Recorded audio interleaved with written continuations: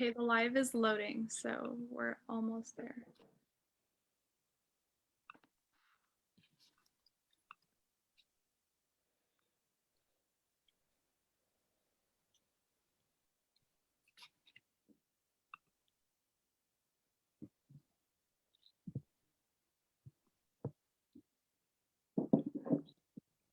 Okay, we're now live.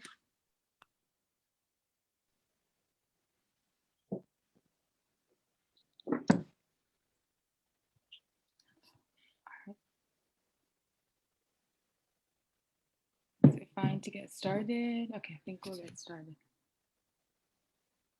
Can I get Maybe, are you letting people in? So it's set up in a way that they, if they have the link, they're able to enter right away. And as well as the Facebook live stream, they're just able to tune in that way as well. Okay, cool. What time is it? All right. I will be getting started.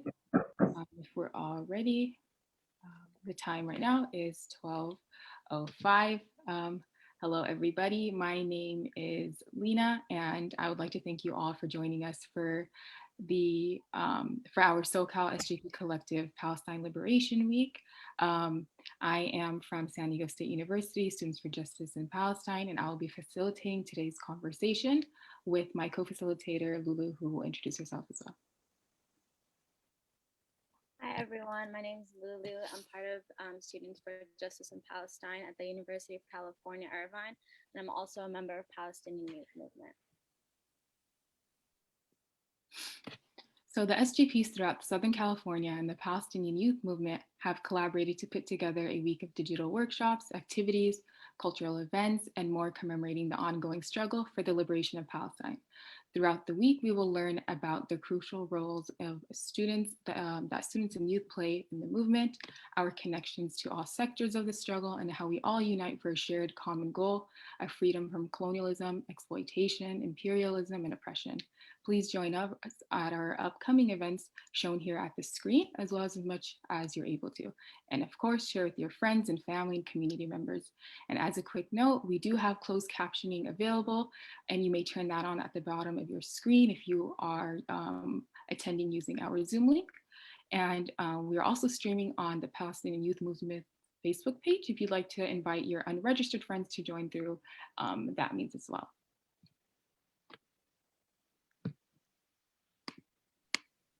Thank you, Lena. So today we welcome Harith Youssef, Yasmin Majali, Lena Kardeli, Clarissa Batar, and Noura Farouk, all of whom we're really grateful to have with us today. So the way our programming is going to work today is that we will introduce each speaker as well as ask them a specific question to learn more about them, and then the speakers will showcase their work. First, we're really grateful to have Harith, who was born in Jerusalem in 1990. Harith Youssef holds a bachelor's degree from Birzeit University in journalism and media with a minor in sociology. He also holds a bachelor's of art in photography from Columbia College, Chicago. Harith has a passion for photography and studies its latest techniques as well as those of visual storytelling. His work has been featured in numerous collective and individual exhibitions in various locations, including Chicago, North Carolina, Louisville, Sydney, and Ramallah. Through his photography, Harith seeks to capture scenes of Palestinian daily life and to illuminate its human experience, which is so often overlooked in international media narratives. He's also keen on representing photography as an art form that is based in knowledge as well as passion through training in the observation of details. Welcome, Harith. So our question for you today is, how can Palestinians and allies not based in Palestine best support Palestinian artists, especially those living in Palestine, such as yourself? People are always talking about what's the best way to support, but it's rarely from the point of view of a Palestinian that's living in Palestine. Marhaba, everyone, and thank you for having me. So the question is, I thought it would be how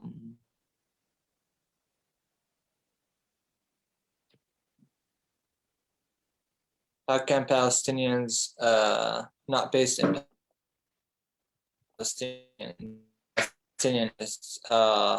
so that's just diving in. there's so many ways, but like, can you hear me? Because it's so, okay. There's so many ways to support Palestinian artists based in Palestine. One way is like to, it might sound silly, but like just as simple as giving credit to the Palestinian artists. Especially, like I will focus on photographers, and I think there are other to that. Like the simple way of giving credit, especially a lot of us Palestinians who live outside of Palestine in the diaspora, or like mainly in the US, and uh, I think we take things when we see a photo of Palestine, we tend to have this feeling, oh, I could take this photo, or I could screenshot it and save it and keep it, put it as a wallpaper, or like simply print it. Maybe it won't be like the highest resolution, but I could still print it on a small postcard, or like just a small print. And that's like, I understand that we all miss Palestine, but like if you keep in mind the photographer who like lives in Palestine, and that might be the only way that he's like, that's his way of making a living, you would the next time you see a picture and try to screenshot it to have it yourself, you might think that like, oh, I'm basically stealing this guy's money, or like livelihood, basically. That's one way. Is like, if you like it, you can afford it, try to contact the photographer and just like buy his photograph. And if you can't, just contact him, can I screenshot it and put it on my wallpaper? Like, maybe he will be kind. But if he said no, like take it like with a grain of salt, like accept that this is his and he can do whatever he wants with it, or she wants with it. Another point is like, don't underprice the Palestinians who like live in Palestine. I know, I lived in the US, and I know how much people sell their work, and how much people are willing to pay for a good photographer, or like a good artist's work. But when it comes to Palestine, or like Palestinians who live in Palestine, I've seen it with people, like they try to underprice their work, thinking that, oh, if I offer him like 1,000 shekel instead of saying $1,000, he might take it because I'm winning. Like the original price would be like around $1,000 if I was in the US, but like since I'm in Palestine, so it's in the shekel, it's not in the dollar. No, don't try to do that. And like, this is like disrespectful. Just like, if you like some people's work, try to share it with your friends, with your circle. That's what I have in mind for that question.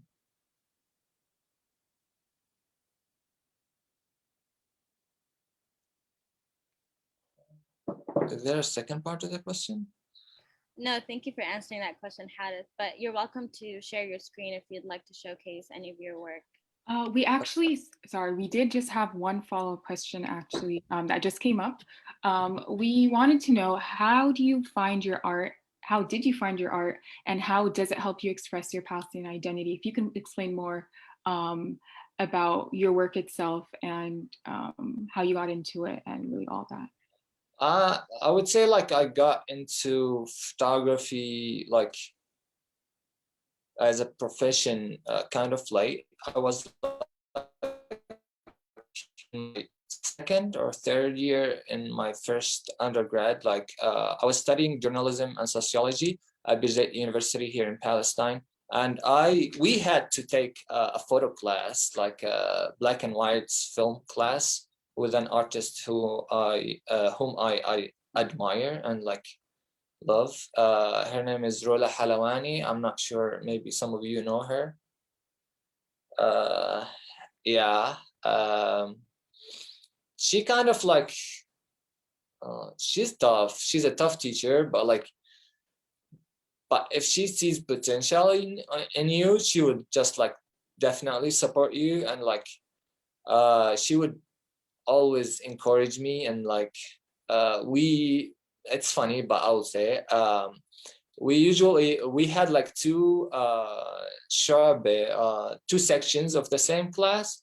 One class would be taking a lecture, and the other class would be developing their films in the darkroom. And one time I was like, I finished developing one of my films, and I was like outside cutting it and on the light box. And one of the other students, like who is in the lecture student, came out, and she was like, "Are you the one who is photographing his grandmother?" I was like, "Yeah, how did you know?" And she was like, because the teacher keeps talking about you and asking us to go look at your work so we could do better. I was like, oh, she didn't tell me that. And so that, yeah, it started from that film class, and then I loved it so much. I took another class. It was advanced photography. We didn't have to take it, but like I wanted to take it. And after that, I graduated 2013, 6 months or like less than a year later. I moved to the US to study. At first, I wanted to study communication, but then one time in the middle of the night, I think it was 3 a.m. US time, I messaged Rula. I say like, I'm thinking of studying photography. What do you think? And she was like, yes, you're amazing. Go for it. I was like, doesn't make a good living. And so I did it. I submitted like a portfolio and an application for 2 schools, one of which is Columbia, and they would take forever to respond. But I waited till I got into Columbia, and it was 2 amazing years. I loved it, and I miss everyone at Columbia College and Chicago too. I miss my SGPA student organization in Chicago too. So yeah, that's how it all started. My photography, basically all of it is focused on Palestine and like showcasing the Palestinian daily life, away from like the dramatic horror scenes that we typically see on the media. The first, I would say, the first part of my journey was street photography, and that was my first solo exhibition that I had in Chicago.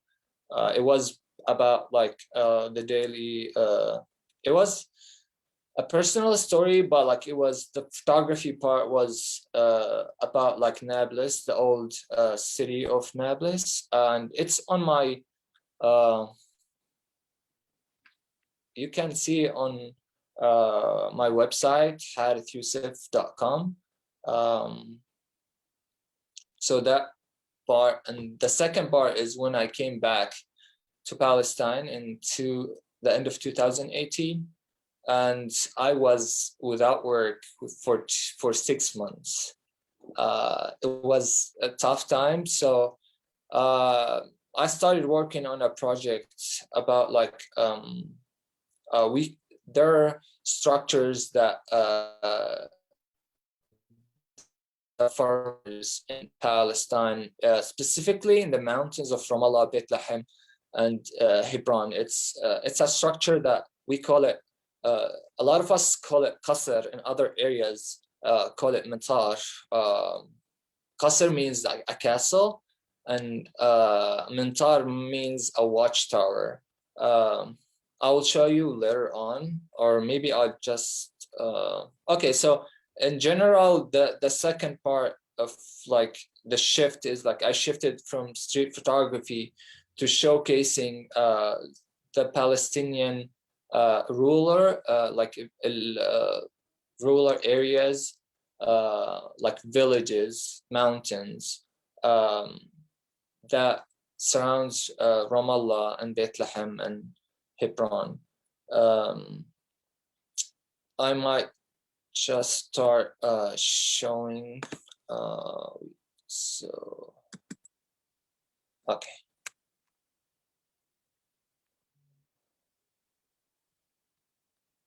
Share screen.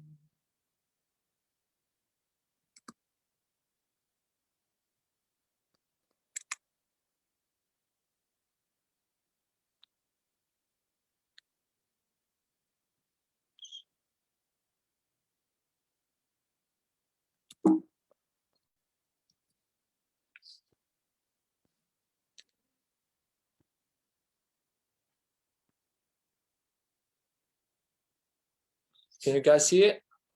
Yeah, we see. Okay. So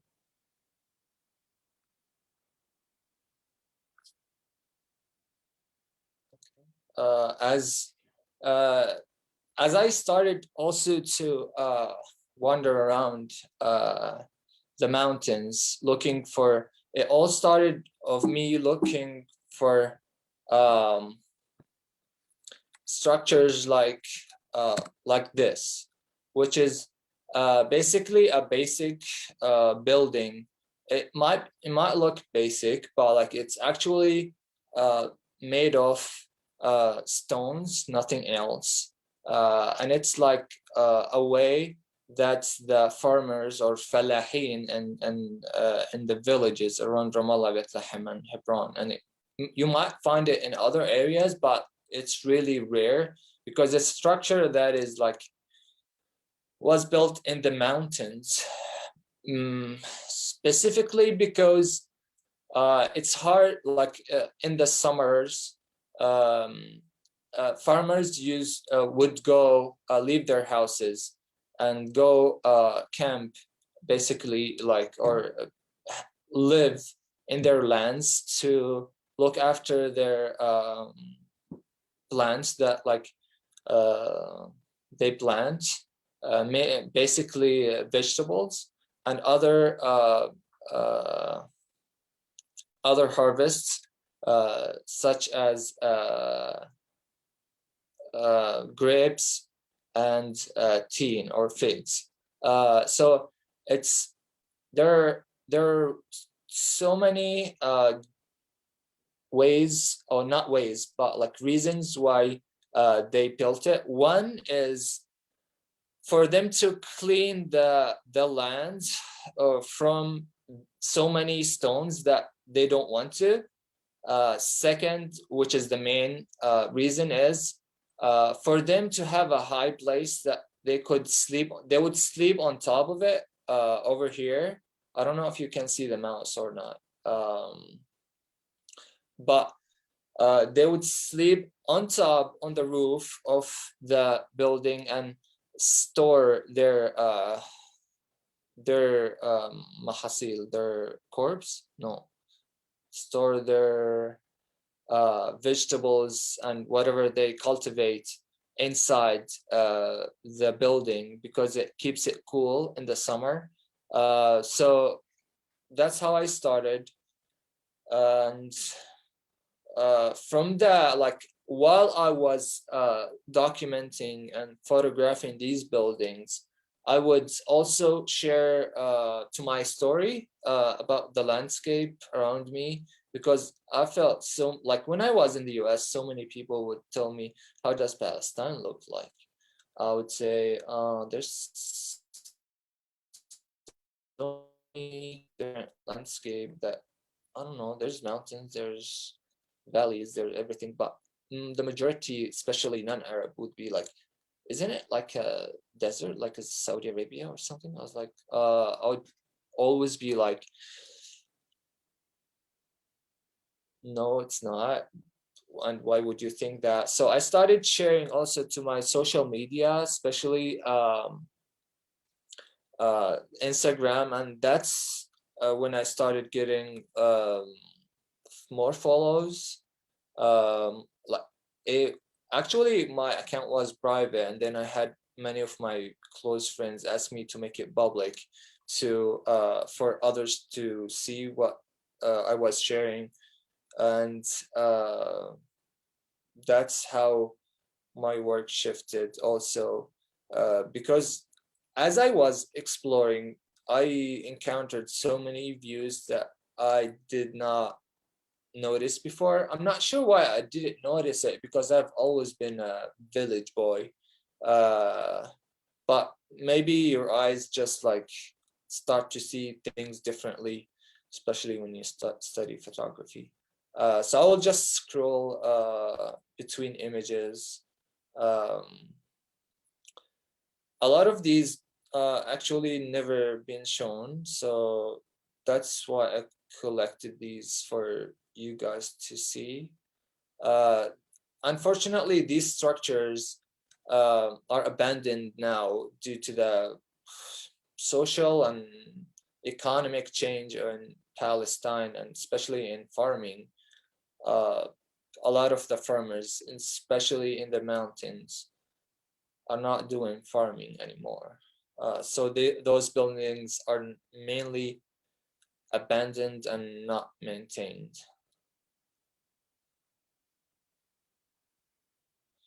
And like also in those on top of these mountains, we are always reminded of the occupation. And as you can see, this is a settlement.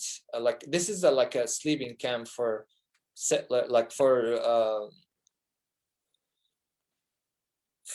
settlers. That's all I'm gonna say for now, because this is recorded. And yeah, so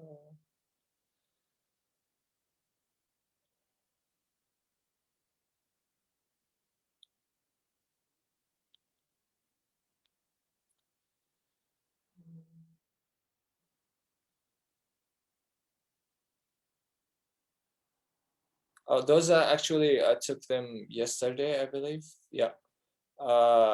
They're in this in a village called Dergasani. It's very close to the coast, that you feel that you can count the number of buildings in Tel Aviv and Jaffa, I believe. If I'm wrong, you could correct me. And yeah, those are in Jericho too. And I think I am done. Yeah.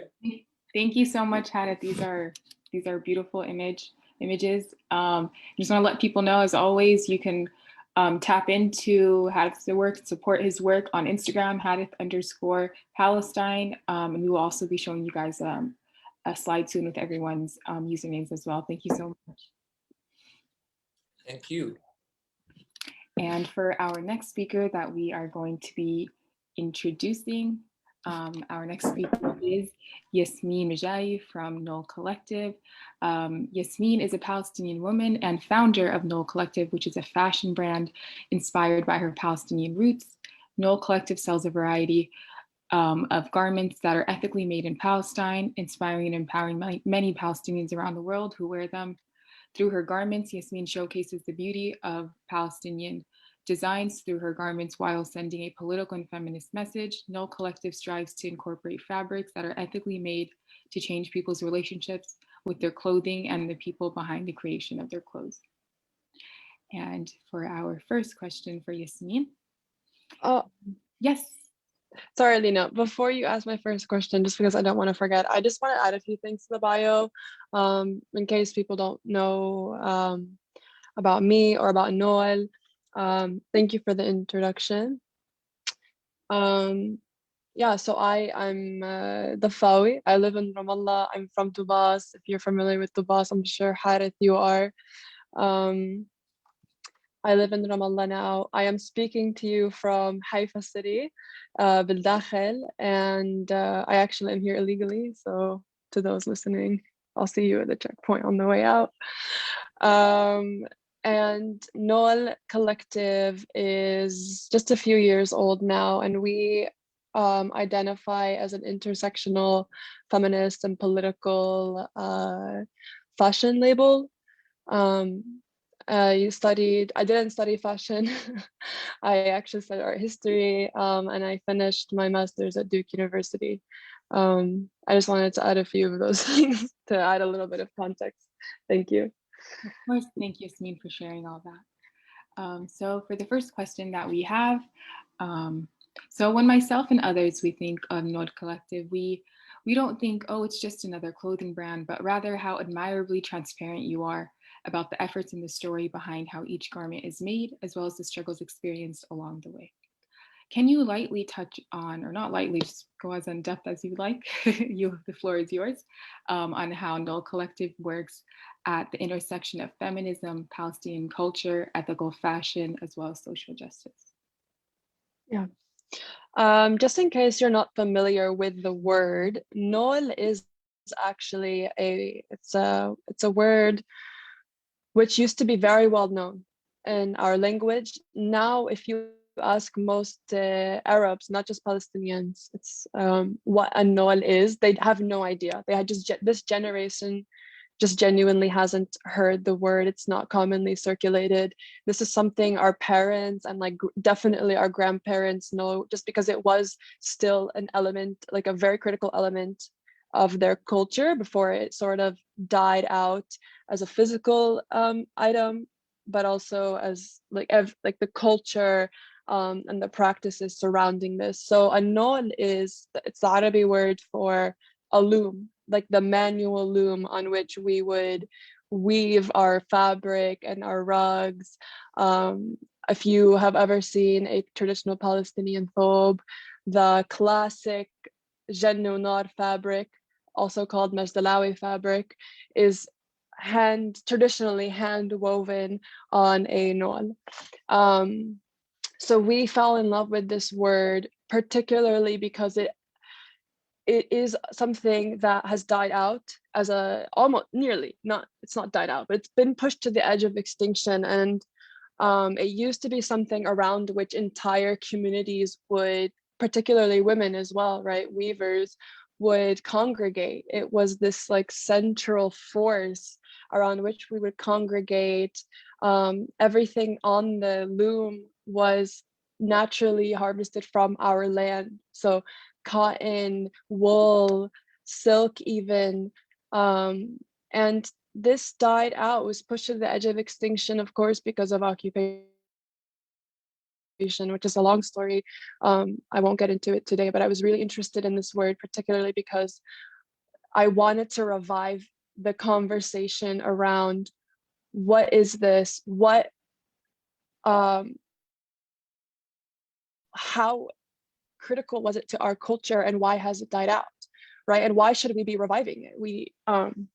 So that's just a little bit of background around Noel.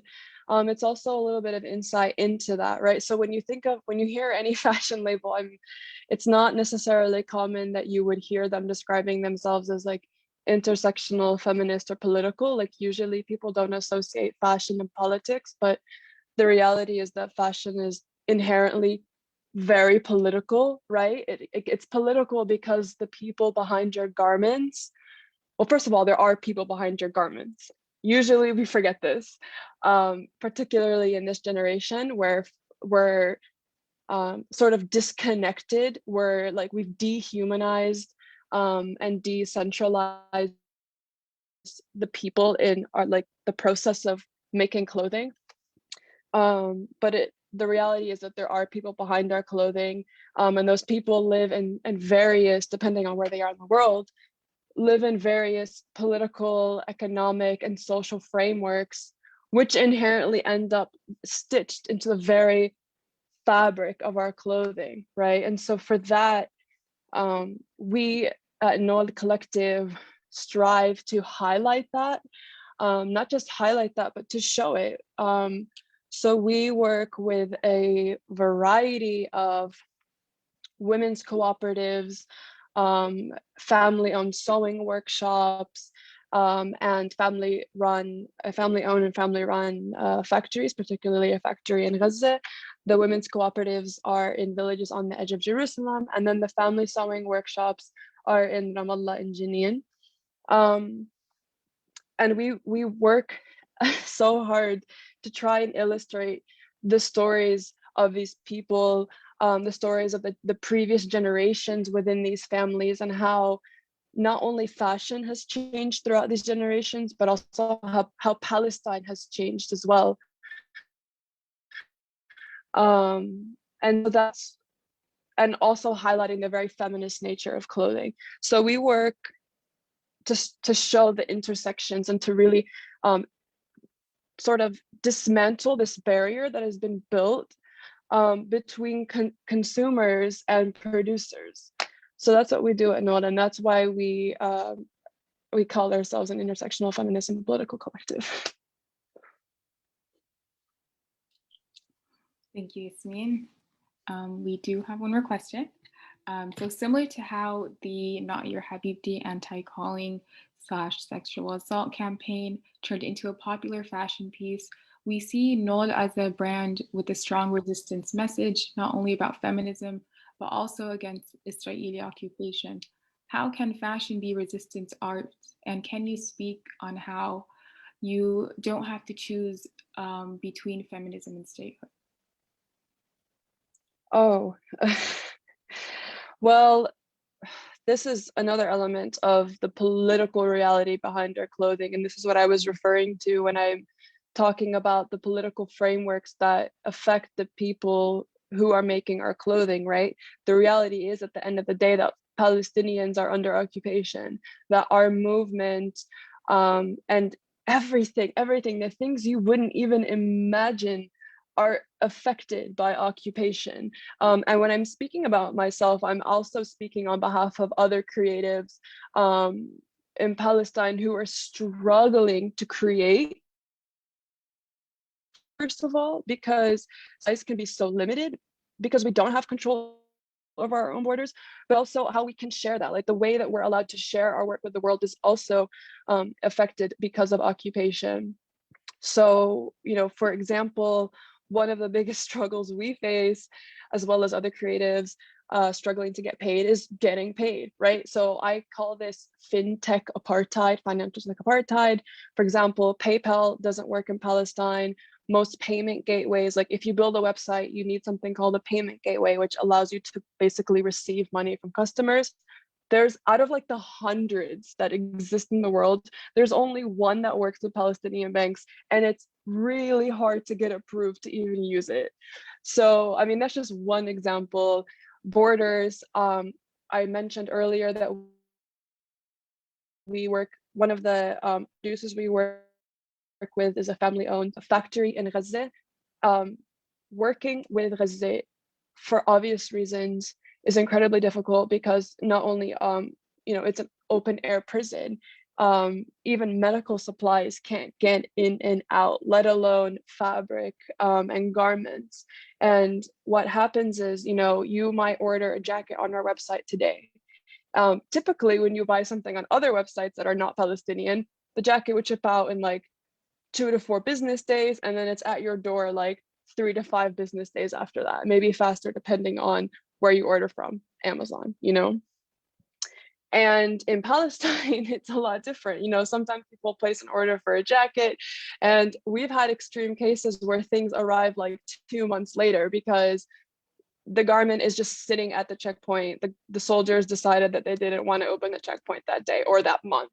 You know what I'm saying? So that's an opportunity for us. We always jump on these opportunities to educate customers who used to be very angry, like, hi, where's my jacket? I've ordered it a month ago and why isn't it? And we take this as an educational opportunity to try and illustrate the realities, the political realities affecting the people as well as the movement of your clothing. Borders also with what we can ship out, just so on and so forth. I mean, there's countless ways. I'm not going to get into right now, but there's so many ways that occupation affects our clothing. One, and two, you mentioned feminism. You could think that feminism and statehood are like mutually exclusive, but that's not the case. Some people might try to tell you that. They're wrong. Stand your ground. That's not true. They're in fact very intricately connected. You can never have one without the other. That's part of our work, I guess, is to illustrate the interconnectedness of feminism and national liberation. I hope I answered that question correctly. Yeah, thank you. Thank you so much for sharing about Noel. We had one last question. This one's a little bit more about yourself. We want to know and learn more about how did you really get into fashion, and how do you find yourself personalizing, if you do, and expressing your Palestinian identity in the work that you do, and just really learning more about yourself. Yeah. I love this question. Thank you for asking it. I didn't study fashion. I studied, first of all, my BA is in art history, and then my MA was in like feminist literature, you know, like I was studying Nawala Saadawi and, you know, Fatma Mernissi. And then I realized I did drop out halfway through my program. I was like, I don't want to do this. This isn't what I'm about. I like being on the ground and I like being creative. And fashion for me, I'll put it this way. My grandparents in Tubas, Allah yarhamhum, they've now transitioned on. But they used to have a courtyard where I would play as a child, and they had this huge jasmine bush, Yasmin. And if you know Yasmin, you know how fragrant it is, particularly at night. It just would fill the air. And you might know that scent is the most direct sense connected to memories. So it's like the most direct trigger, and it's almost, scientists have claimed that like when you smell something, it's almost like recreating the experience as if you're experiencing it for the first time. It's that powerful. So every time I would smell Yasmin, I would smell my grandparents, or I would think of my childhood. And when I visited the home, the tree was actually cut down, and I remember sobbing, thinking that my Mahmoud Darwish actually has a quote that like scent is a roadmap. And that's really kind of powerful because it was my roadmap to my childhood and my grandparents. And I remember sobbing, thinking my roadmap was gone, and it wasn't, right? Because I still have their clothes. You could smell their clothes, and these are the kinds of things that I would pull into my work. These are the things like constantly trying to imagine the Palestine of my childhood, even trying to recall a Palestine I never experienced, which is so strange. It's called historic nostalgia, if you've never heard of it. Trying to constantly remember a time that you might not have even been with, something that predated your own lifetime, which is what I do with Palestine. I think so much about how Palestine has changed. Hadith mentioned it earlier, how farmers used to sleep on top of their structures, and now this is gone. This is a lost part of our culture, which is heartbreaking to me. So in my work, I'm constantly trying to unearth these memories of our previous generations and bring them into the present and understand why they've disappeared, and understand how can we revive them through for me, through fashion and the conversations around fashion and garments. So that's how I, thank you, Ruby. So that's what I do. For me, my work, the garments that we create are always these reflections on historical nostalgia and the roadmap that Mahmoud Darwish so poetically described. And if you go on our website or on our Instagram page, you can always read these like descriptions that we write about each garment in the story and why it's designed the way it is. And so that's how I bring myself into my work, if that makes sense. That made perfect sense. That was really beautifully put. And I hope that we can always hold these scents and these memories really dear to our heart. And we look forward to being able to support you in every way. And like I mentioned before to everyone, we will be showing you guys a slide one more time where how you will be able to support all the speakers that we have today. Thank you, Yasmin. Yeah. Thank you, Yasmin. That was beautiful. Our next speaker is Lena, and Lena is a Palestinian Jordanian artist who uses art mediums to tell the story of Palestine and the Middle East, including unique videos. Sorry, one moment. My Zoom stopped working. Okay, can everyone still hear me? Okay. Sorry. So Lena tells the story of Palestine and the Middle East, including unique videos that combine poetry and visual art, comics, and large murals. She is the winner of many international awards and has exhibited her artwork and spoken about the importance of resistance through her art in over 10 countries. So thank you for being here, Lena. And our question for you today is, how has art as a resistance tool developed throughout the years? And can you explain to like Palestinian youth who want to express themselves in the resistance through art, can you give them any advice that you maybe wish you had when you first started? Yes, thank you so much for the introduction and for having me. It's inspiring to hear these other artists and creative Palestinians talk about their journeys. So I'm really excited to be here. This is kind of what fuels us as artists, to be inspired by other creativity and to see that there are other people who are sharing our journey with art. So I'm going to share my screen to answer your question and kind of show a little bit of the evolution of art as a form of resistance.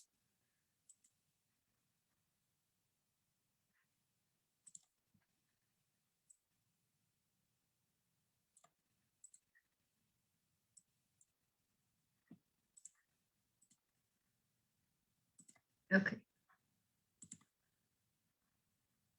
So for most people, a question I get a lot is, do you really believe that art can make a difference? And so many prominent figures have talked about the importance of art as a resistance. So Ghassan Kanafani, Najil Ali. We have so many thinkers and intellectuals who have talked about how culture is really a manifestation of who we are, and the Palestinian cause is actually the Palestinian people and the way they live and their lifestyle. And so I think art is a really important tool. And here you see some of the symbols that have been used in art. Sometimes we see these in visuals, but we really don't understand what they represent. So for example, cactus represents the destroyed Palestinian villages. And we have all of these symbols that are not simply symbols. They are manifestations of how Palestinians lived on this land, where a colonizer is trying to delegitimize our right to exist in this land and our history and our culture. And so a kufiya is not simply a kufiya, it's actually represents our lifestyle of being fishermen and being farmers. And it actually was a tool to rally people politically. Back in the 1960s, for example, so many posters were used for morale, to organize, to announce that, for example, we're meeting in this place. And so it was a really, really important tool at that time. And we see artwork of prisoners who actually used very distinctive materials and styles because they were drawing behind bars. And something about Palestinian art is it's always been intersectional, it's always been international. So from a very, very long time, Palestinians have really drawn on this idea that it's a human rights issue and it's a global issue. And we can see that in artists who are not even Palestinian, who have really been so creative in depicting our struggle and who are just as passionate as us, even though they're not Palestinian. They don't have any connection to that other than the idea that the Palestinian cause is a human rights cause. And we've seen so many creative outlets for Palestinian art. And I think as the years have progressed, we've seen, more and more innovative ways to express our cause. This is one that really resonates with me, where it really shows the intersectionality between different, causes. We see Vietnam, we see Palestine, we see South Africa, Latin America. And I think that's so important to really draw these parallels and to reach a global audience. And so when I drew this last year, a lot of people kind of were asking me, how did I get the idea? Or they were really shocked by this parallel that I drew between, Black struggle, Native American struggle, and Palestinian struggle. But this isn't something that's new. This has been something that's been happening for a very, very long time. And I think it's very important for us as Palestinians to have empathy for other causes, because, justice isn't possible if there's one group of people that's facing injustice. And so my journey started when my teacher showed me this painting. I was in the 8th grade, and my biology teacher saw that I like to draw, and she showed me this painting by Tamam al-Akhan. And this depicts, the expulsion of people of Jaffa, and that's where I'm originally from. And it's the first time where I really truly was moved by an artwork. And it kind of was like a light bulb moment of, wow, like artwork can really, really portray emotion. It can make me feel things. It can tell a story. And of course, my grandpa played a huge part in it. I actually lived in the US, so I met him when I was in the 8th grade. And his stories were really what made me visualize Palestine. I've never been to Palestine. I'm not allowed to enter Palestine, but I felt like I could smell the orange blossoms, and I could feel the foam of the waves through his stories about Jaffa. And so also when I lost him last year due to COVID, I also felt like I lost that connection, but I'm adamant to share these stories through my artwork. And so this was like in the 9th grade, I began really visualizing this peaceful, free Palestine, and just like how Palestinian art evolved from, let's say, the 1950s till now, my artwork also evolved. Slowly, I began to read more about the suffering of Palestinians and to depict that through my art. My artwork usually features women because I feel like they're truly, the symbol of resistance and strength. And so I just kept trying to experiment and try to, develop my artwork as I developed my skills. This was the first abstract piece that I did, and the video for this work, which included poetry and a speed video, was used for a trailer for the Belfast Palestinian Festival. It's been translated into 5 languages, and so I was amazed by the impact of telling a story through art, of not just having a visual piece, but actually an entire experience of poetry, of a visual, of a video.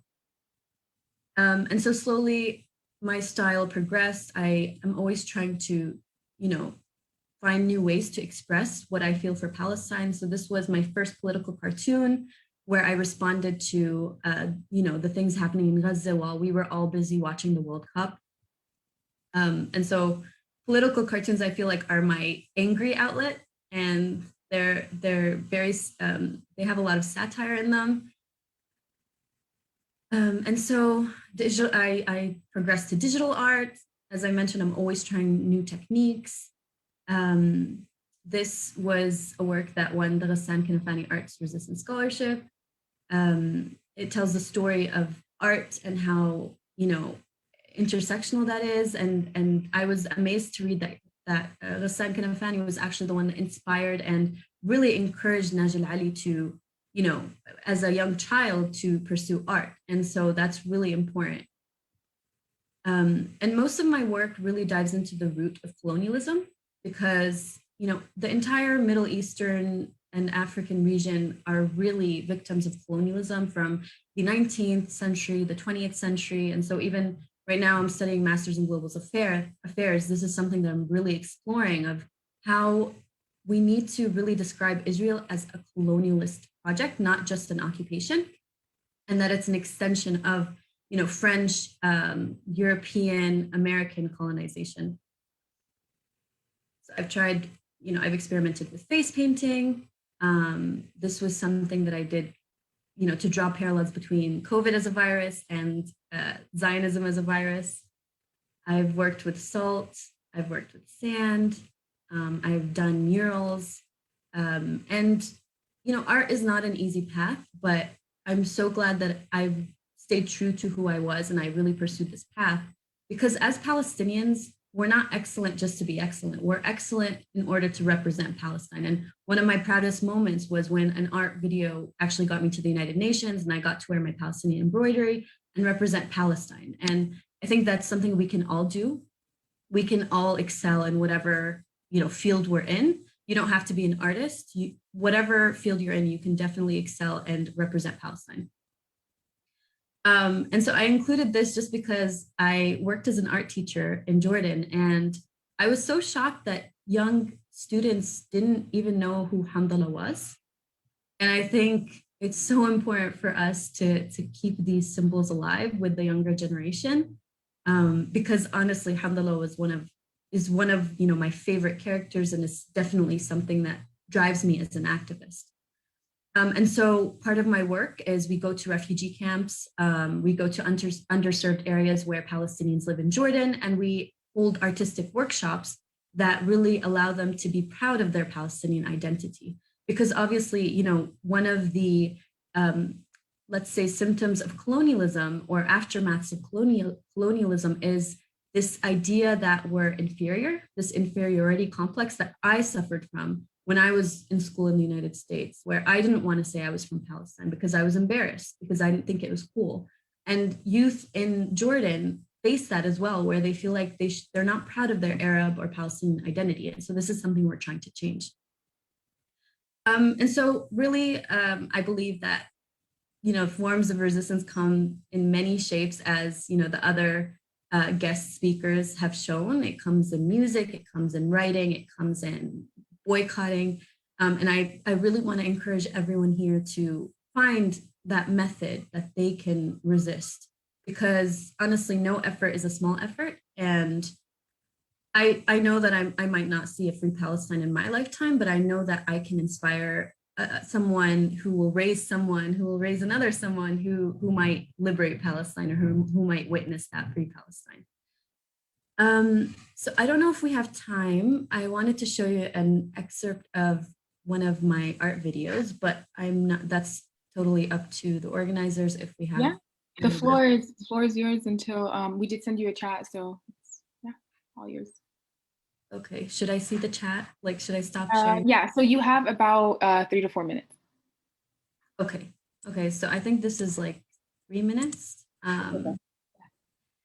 So this is a new artwork, and I've never showed it to anyone before because it's not ready. Like, the editing and the poetry still need work, but I wanted to show it because I wanted to show that intersectionality between, Black Lives Matter and the Palestinian cause, and just to give you like a taste of some of my art videos.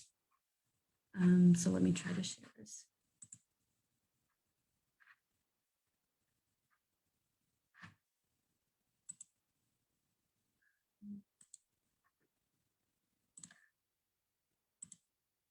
I come from a place with smiling boys who are executed as men simply for existing.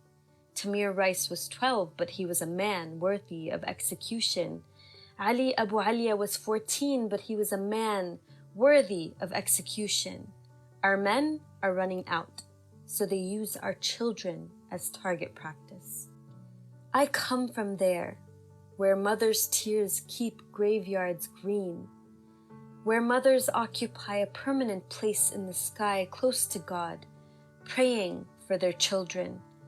I come from there, where we carry the weight of sugarcane, slavery, and 1948 massacres in our bones.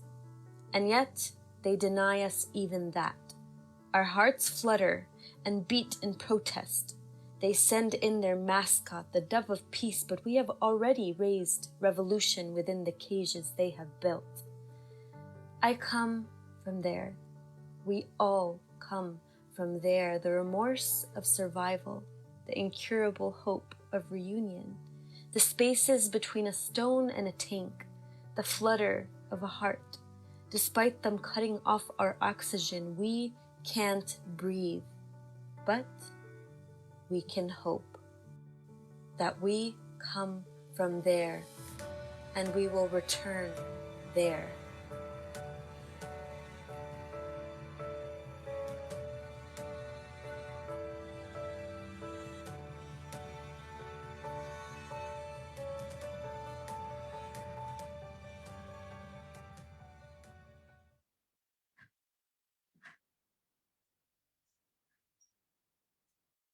So that's what I have. I don't know if I answered the questions, but I hope you enjoyed the artwork.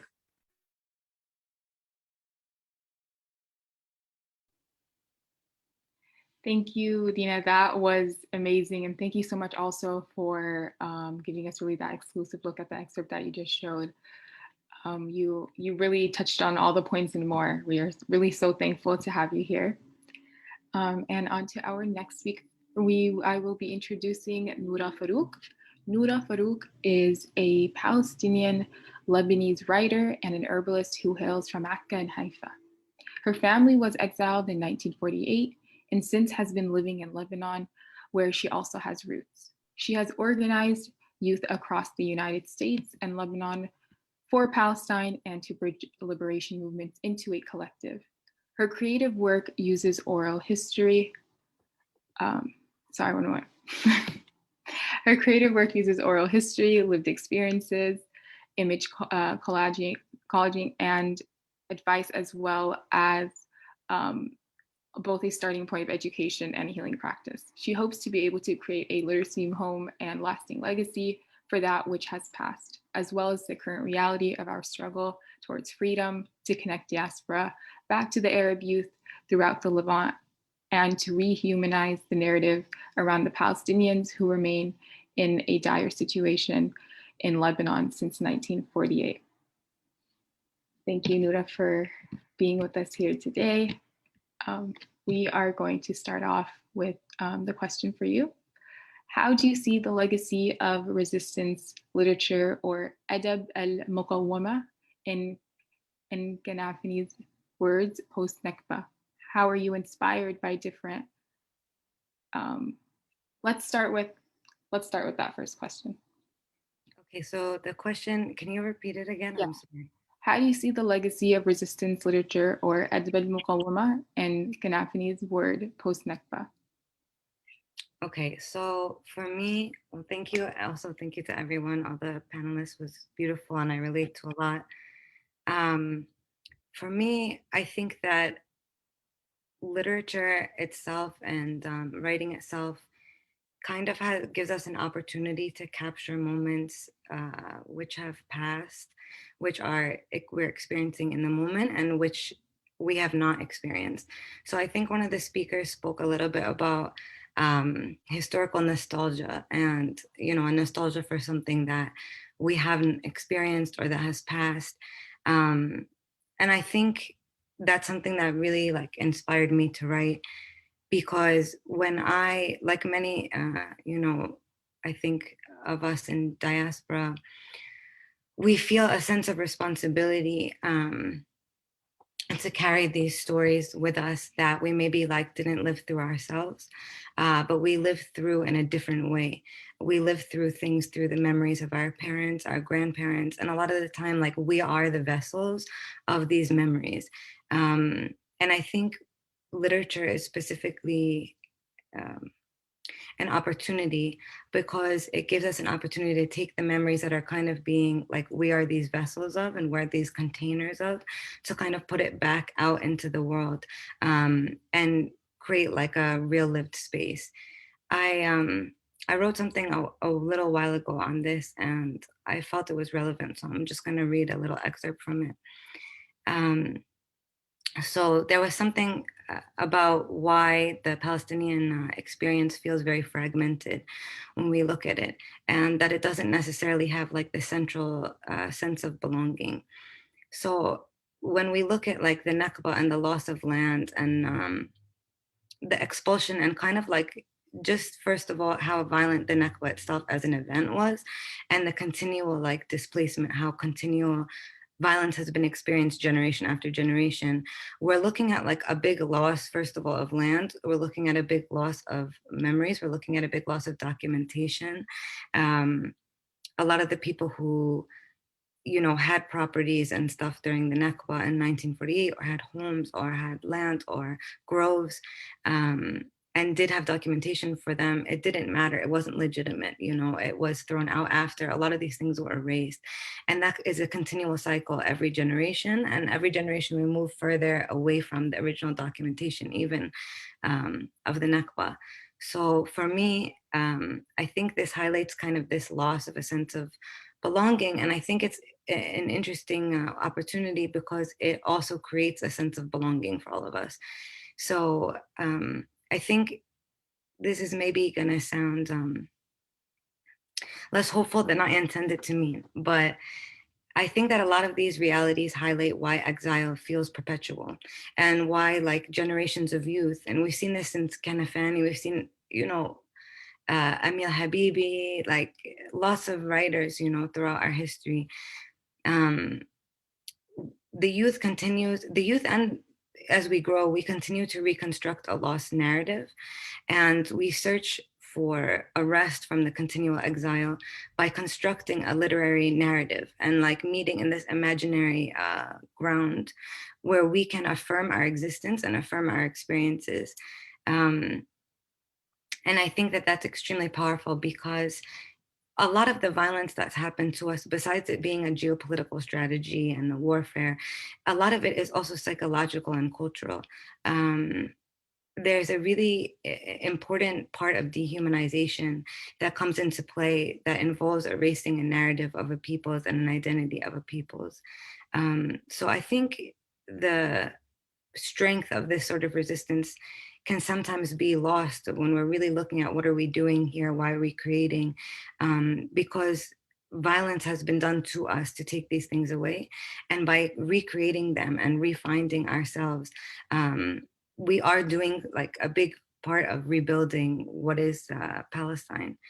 And to me, like there's this technique in painting. I don't paint, I'm not very artistically talented that way, but it's called pointillism. And you use these little small dots and you form them in a pattern to create a larger image.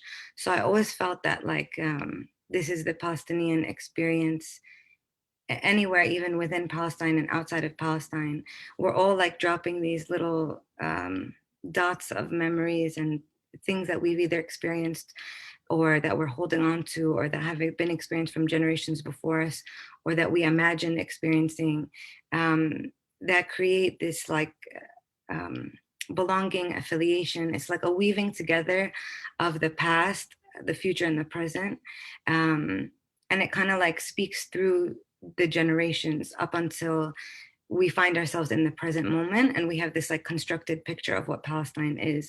Like we're constantly dropping these droplets and reaffirming that it exists. Every time we do that, I think we do a really big part in chipping away at our own erasure, and I think it's very vital for us to participate in that. I don't have the answers, but.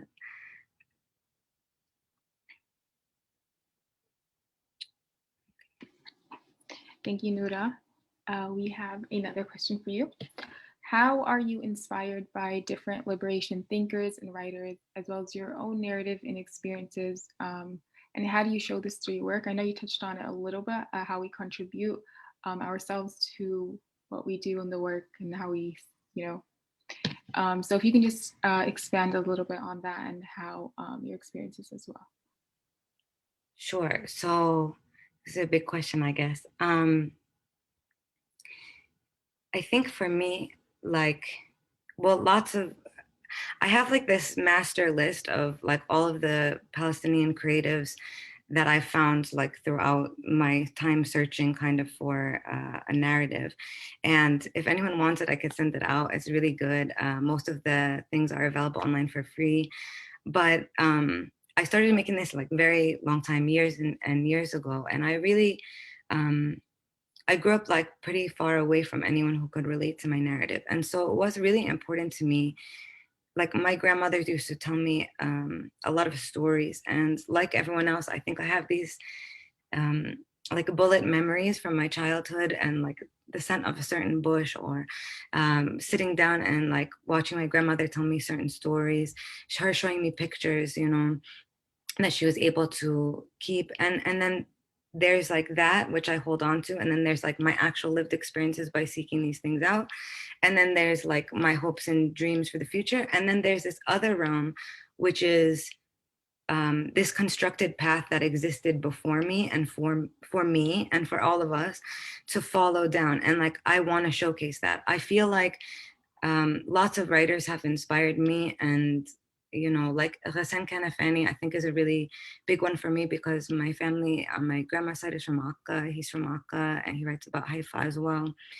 And the Palestinian cinema collective that made like They Do Not Exist, that's really inspiring for me. Mustafa Ali and Emil Habibi, who wrote Sayyid the Past Optimist. I really love that.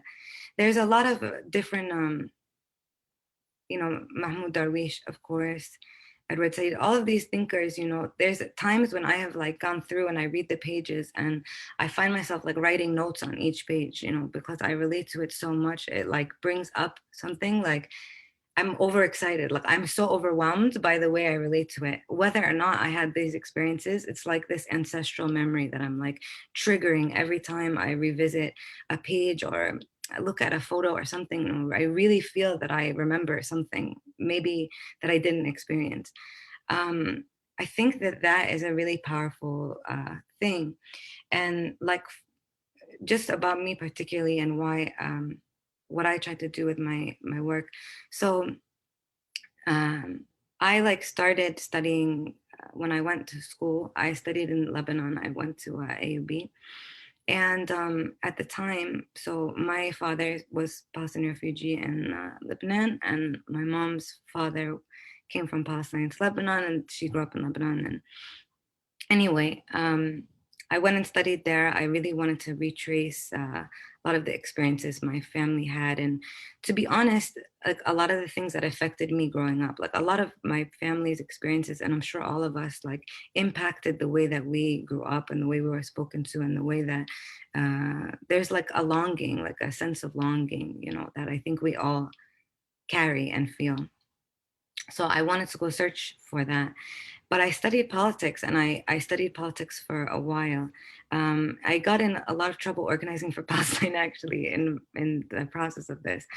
But either way, the thing that actually led me to switch my tactics sort of from being purely political to actually being more writing was that I felt like I could get the point across that I was trying to make a lot better through literature, poetry, and like collage work than I really could just like directly communicating actually about the political realities.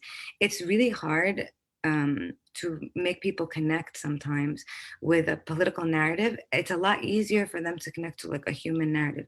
And it's not my responsibility necessarily to like, you know, make it appealing for people to support Palestine. But what I found was that I needed to do that. It was really cathartic for me. But it also, like, when I would read the things I was writing, or I would, you know, write down these stories and I would share them with others, they really could understand the situation way more than in any other way I could explain it. I felt that when I was like in Lebanon and I was in different refugee camps, and when I came back home and organizing all these different things, I found that there were so many stories that were left untold. And I felt like it was a shame, because as much as I respect the legacy that we come from, we are like, we continually reuse things that have been documented before us. So a lot of these writers took the opportunities at the time to like push forth and be published, and we carry those things, but like we don't have as much art production and literature production in the immediate reality, and there's not a lot of the stories that are happening today being documented. On top of that, like my grandmother, for example, she's 93. May God protect her and bless her.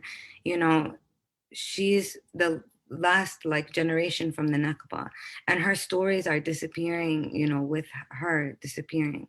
And I felt like when I went around like in Lebanon and stuff, there were a lot of women like this too, who like really carry these stories with them. I feel like a responsibility to take the burden from that and carry it myself and put it back into the world, because otherwise I feel as we kind of move through history, we're going to lose a lot of the things that already happened. So I feel like we have such a strong we have so much to stand on. Like we have so much ground to stand on. We have so many stories to stand on. We have so many memories to stand on. We have current experiences to stand on, and we're not kind of like compiling them together to stand on them. And that's our biggest defense, is these lived realities and experiences. I feel politics and history can be exploited, you know, but like real experiences and stories, human stories, they can't really be exploited in the same way. I felt that they needed to be protected, I guess. And I wanted to continue the legacy of these writers who had really kind of helped me find a path home, and helped me to understand a lot of the things I was experiencing, a lot of things my parents and my grandparents had experienced before me. And through that, and through being, you know, feeling kind of honored to have the exposure to these stories, I felt that it was really important to document like my family story, but also connect this microcosm of a family, because my family is just one story out of so many, and connect it to this larger history and this larger story that's been playing out generation after generation, to show that there is this long lineage, and to also imagine using that as a strength rather than this like we, you know, holding on to trauma, for example, you know, we call it. I think it's not really that. For me, I found a lot of strength through those things, and a lot of ability to continue, and why to continue. I don't know if that answers the question, but yeah.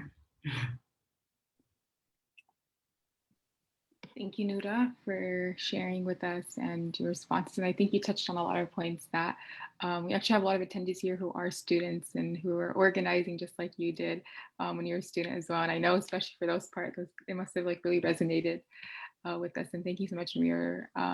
Like we mentioned before, we will be sharing with the attendees how they can support you and support all of our speakers here moving forward. Thank you. Thank you so much, Noda. That was so beautiful and so powerful. Our next speaker that I'm going to be introducing is Clarissa Bittar. Clarissa Bittar is a Palestinian Oud musician and composer born and raised and based in Los Angeles. She graduated from UC Santa Barbara with a degree in music and an emphasis in ethnomusicology. As a student, sorry, I don't know why my thing keeps going out. 1 second. Okay. So Clarissa studied at UC Santa Barbara, and she won multiple awards for excellence in performance in ethnomusicology, and had the privilege of playing around California with the UC Santa Barbara Middle East Ensemble. To further her studies, Clarissa sought out and learned from prominent Arab musicians. Clarissa now works as a studio musician and has turned her classical oud style into exciting collaborations with artists of many different genres. Her solo EP, Bayati, was released in 2019 and focuses on the maqam Bayati, an important mode in Arab music. Clarissa is already back in the studio working on her new album. When she's not working on music, she travels around the United States and abroad to perform and teach oud. Her passion for teaching and sharing knowledge her passion in teaching and sharing knowledge of Arabic music is driven by the hope for younger generations of Arabs, especially those in the diaspora, in continuing to have access to this tradition. Clarissa Bittar's music is available on all streaming platforms, and you can follow her Instagram at Clarissa Bittar for updates on future releases. So Clarissa, our question for you today is, that oud is considered to be one of the oldest string instruments. How does your modern take on the classic oud make listeners feel home or think about their homeland? Hi, everyone. Thank you so much for having me. I appreciate it. And thank you to all the speakers who went before me. It was really a beautiful panel. I think that this question is interesting right now, especially where I find myself incorporating oud into a lot of different genres and a lot of music that typically didn't have oud in it before, because it's a lot of more Western-based pop styles and hip hop styles and things like that. So I've seen how the oud kind of has become this method of evoking like Arabness or Middle Easternness, or it evokes this it's almost like very orientalized sometimes in the industry at times, but it just has this like ability to evoke this sense of the Middle East and this sense of the Arab world, because it's from that region, and it's just very like iconic. And when you hear it, you know, you immediately think like, oh, I've heard that sound before. For even people who are not familiar with Arab instruments, for example, a lot of times they are familiar with the oud because it's a common instrument. So that's been one aspect where I've been seeing how the oud has kind of become very symbolic in a lot of ways, in a lot of genres and different genres. And I'm talking about artists that are, they're Arab artists, but a lot of times they're in diaspora in different parts of, whether we're talking about like in the United States, in Australia, South America, in Canada. So there's been a lot of different incorporations happening in the diaspora that where I've seen the oud kind of become this evoker of nostalgia or something like that. But then also like in Arab music, the oud's known as like the king of the instruments, at least that's what they call it. So it's got this respect, I think. And for a lot of the people in like the music world, it's known that if you want to be a composer, or if you want to do compositions or really understand like even the theory of the maqam system, it's based on like its oud shape. So it's in comparison, for example, in the West, when you want to be a composer and when you want to really understand Western music theory, they often tell you that you have to learn the piano, because the piano is like, it's like the main instrument for composers, and it's where you can really visualize the music theory, and it makes visual sense. And that's the same way for the oud. You can really visually see the tetrachords, and it's an instrument that's been used by composers for a long time. So it just has this general respect. I mean, even at the time of like when you had like huge firkas, like during like the time of Abd al-Halim and like Kulthum and stuff, a lot of times you couldn't even hear the oud in the actual ensemble. By the time you added all the strings and the cellos and all these other instruments, the oud wasn't really audible unless you had like a little section for the oud. But they always had that section, or they always had an oud player there, even still playing, even if you couldn't hear it as much, because it's such an important instrument in Arab music. So did I answer the question? Or did I completely go off in a tangent? No, you did. That was perfect. Thank you, Clarissa. So I guess our next question is more of a general one, like just how you found your art, how you fell in love with oud, and how it helps you like express your Palestinian identity. Yes. Well, I come from a very musical family. Music was all around, like growing up. My dad and my grandfather like singing all the time. I was really blessed to have my grandparents as my neighbors growing up. My grandmother, that's her fence right there. So I'm really blessed to have that closeness. And even though we grew up in diaspora here, I felt like I had, you know, a little mini community, because I had at least my family around me, and that was very special for me to have, and like a lot of cousins around and aunts and uncles, and like we just had always the music around us. So I think that like really helped, because I didn't actually learn oud until I went to college. When I went in as a biology major, and I thought, you know, they're like, you'll become a doctora, khalas, that's what you should do, blah, blah, blah. You like science. And I was like, okay. Went in as a bio major, completely switched things up when I decided to take a intro to world music class. It was actually taught by an American guy whose name is Dr. Scott Marcus, which we can have a discussion about. They the ethno programs were interesting because it provided me this opportunity to learn the instrument that I've always wanted to learn. Like I grew up actually as a guitar player.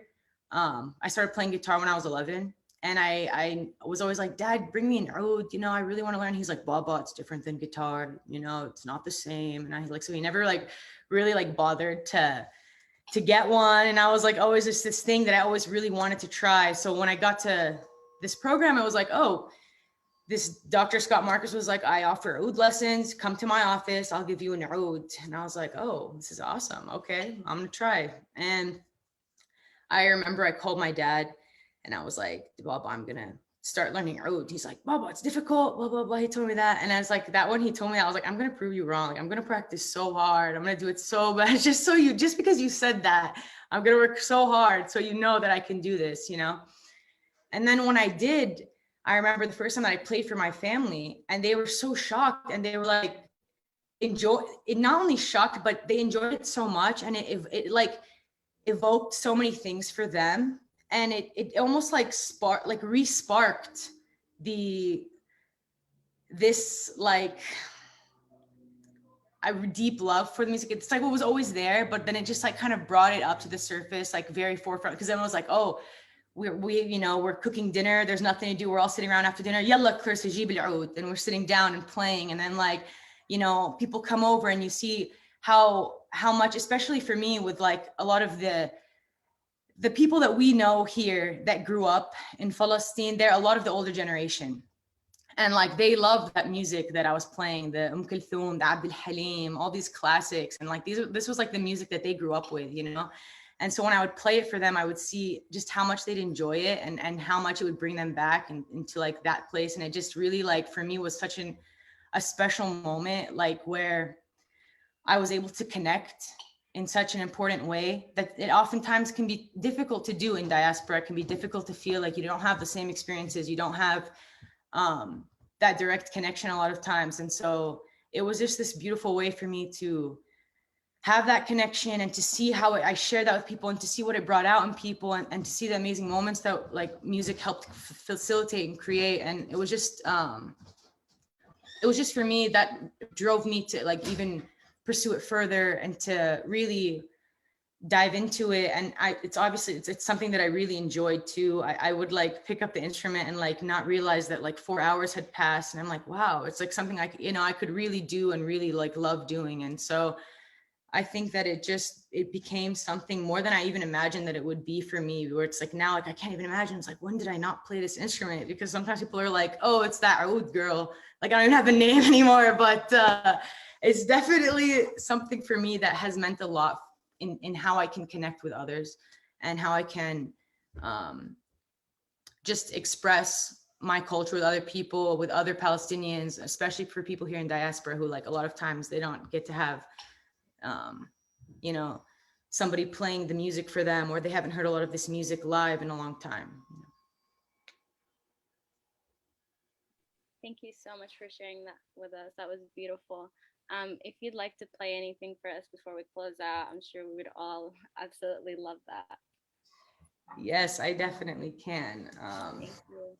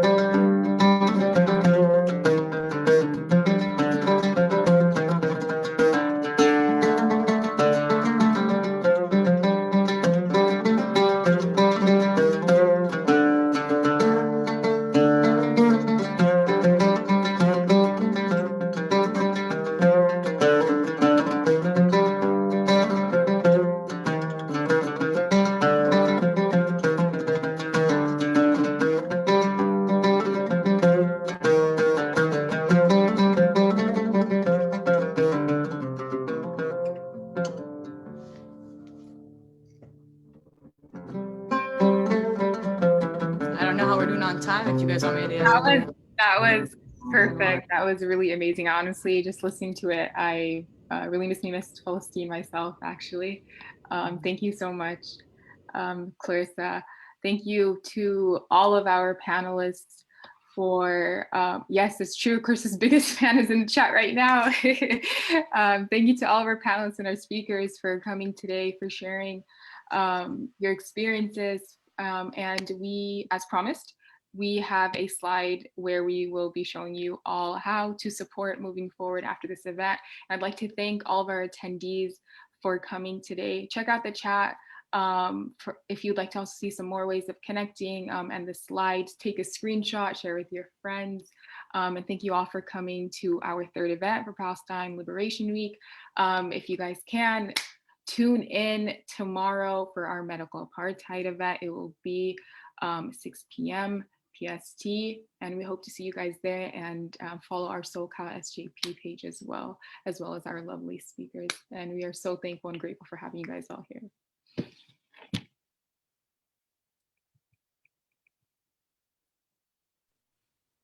Thank you all. Thank you so much, Clarissa. Again, it was like the most beautiful closing in the whole world. Thank you all for coming and tuning in.